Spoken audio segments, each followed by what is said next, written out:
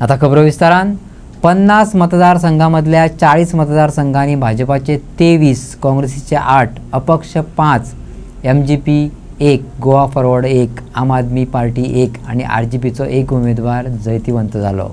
सांजे सुमार 6:30 मेरेनचो हो निकाल. ना म्हटले तरी सगळ्यांकच सामकी महत्वाची असलेली गोंय जिल्हो पंचायत वेंचणूक जाली एकदाची. 50 जाग्या खातीर विविध राजकीय पक्ष आणि अपक्ष असे मिळून 200 परस चड उमेदवार वेंचणुकीच्या प्लेग्राउंडार देंवल्ले. ह्या फुडें येवपाची आसा ती म्हत्वाकांक्षी 2027ची विधानसभा वेंचणूक.